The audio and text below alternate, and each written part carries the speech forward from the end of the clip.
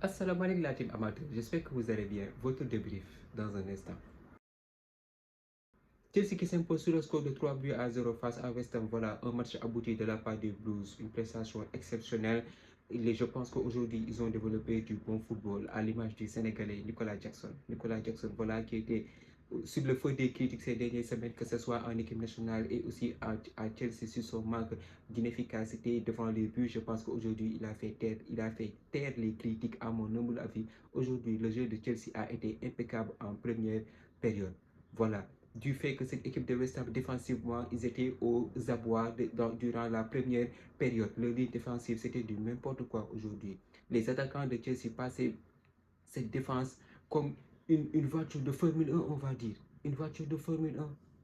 Mais qu'est-ce qu'ils nous ont fait, ces défenseurs de West Ham?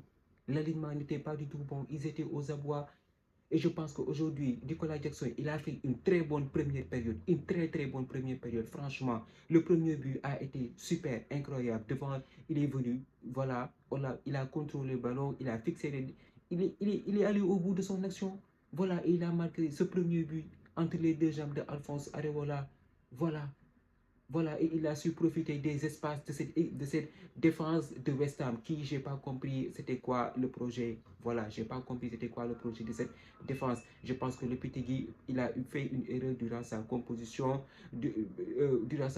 Son équipe était totalement, on dirait, de cette défense de West Ham. Sur le deuxième but, belle passe en profondeur, je pense que c'est Denzo Fernandez et Nicolas Jackson qui ajuste le gardien d'une superbe frappe, une efficacité redoutable de la part du Sénégalais aujourd'hui.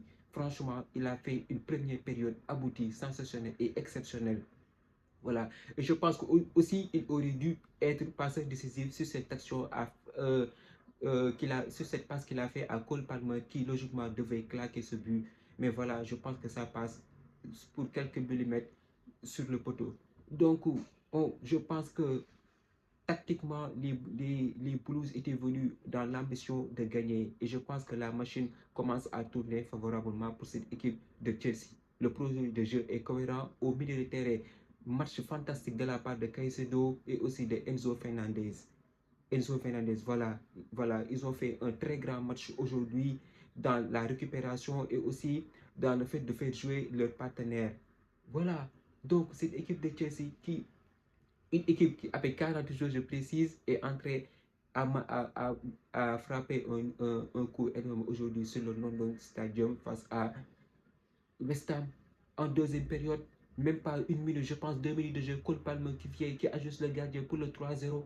Pour le 3-0. Cette équipe de West Ham qui a terminé fort en premier mi-temps avec des occasions et je pense que ce penalty, normalement, il devait avoir penalty. Voilà.